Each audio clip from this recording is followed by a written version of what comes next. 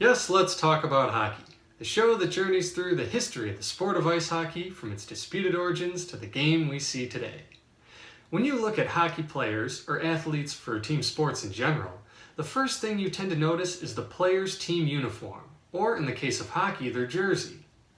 These garments are like a team's flag, showcasing the organization's logo and colors, and over the years has become the most powerful symbolic connection a fan can establish with the team they root for.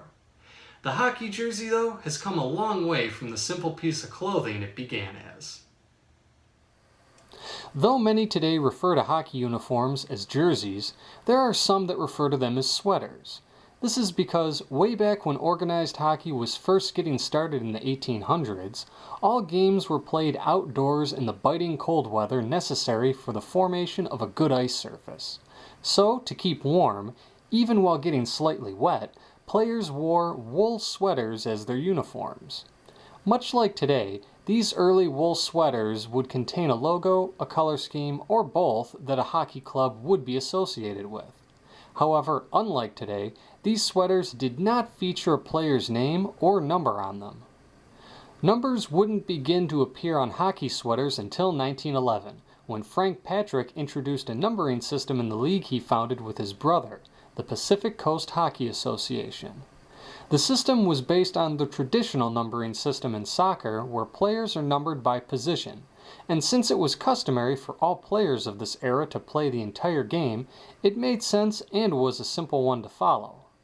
Goalies wore number 1, the defensive positions of the day known as point and cover point wore number 2 and number 3 respectively, the rover, a position no longer used today, wore number 4, and the left winger, center, and right winger wore numbers 5, 6, and 7 respectively.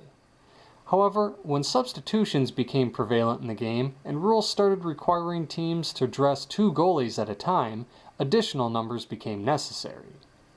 The next alteration to the hockey sweater came in 1926, when the New York Americans Club experimented with placing players' names on the backs of the sweaters. However, this look did not go over too well, and the names were taken off of the New York sweaters for the next season. But 44 years later, another New York team would resurrect the player names on the backs of sweaters when the Rangers added this feature to their uniforms in 1970. This time, the player name feature caught on, as it allowed fans to recognize the players more easily in such a fast-paced game. Over the next several years, home teams in the NHL could feature player names on their jersey backs, while visiting teams needed the permission of the home team to do the same. Then, for the 1977-78 season, the NHL made it mandatory for all teams to feature the players' names on their uniforms, whether home or away.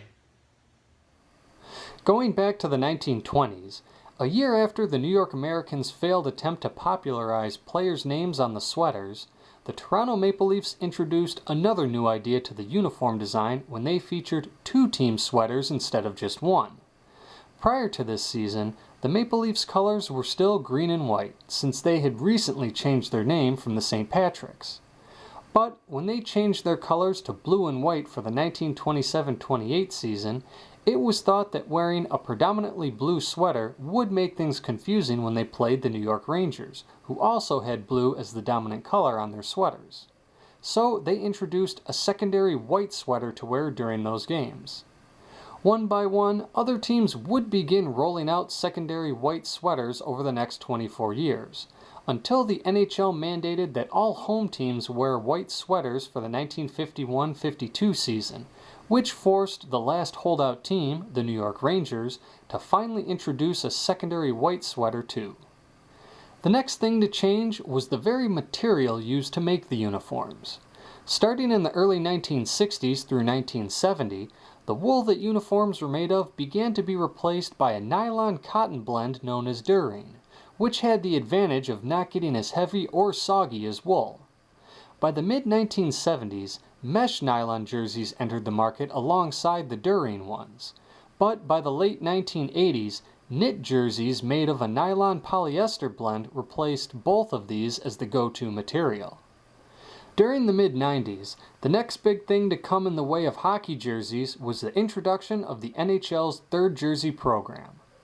Prior to this, there had been isolated cases of teams donning a third alternate jersey in the NHL, like the Pittsburgh Penguins gold Sunday jersey that the team wore for Sunday games from 1981 to 1985, and the original 6 throwback jerseys worn occasionally during the 91-92 season to commemorate the NHL's 75th anniversary. But for the 95-96 season, 5 teams would roll out a third alternate jersey not related to any particular anniversary or event. With the introduction of the third jersey, teams were allowed to experiment with completely new styles for their uniforms, some of which occasionally went on to become the new look for the participating teams. Additionally, the sales of third jerseys to fans provided significant additional income for cash-strapped teams. Once a team had been granted permission by the league to use their new design, they were allowed 10 to 15 games during the season in which they could wear their third jersey. Additionally, they were granted the option to continue using their third jersey with similar restrictions in the following years. While some new looks have gone over well, others, fans and players would rather forget ever happened. Though there have been a number of failures, a majority of the NHL's teams, with the exception of a select few, have continued to experiment with third jerseys since the program began. Currently, the next big change being discussed by North American leagues is the addition of advertisements to team jerseys. However, this is no new concept, as some European teams have featured advertisements on their jerseys as early as the 1960s. But with the upcoming 2016 World Cup of Hockey, we may yet see the first experiments for jersey advertisements in North American leagues.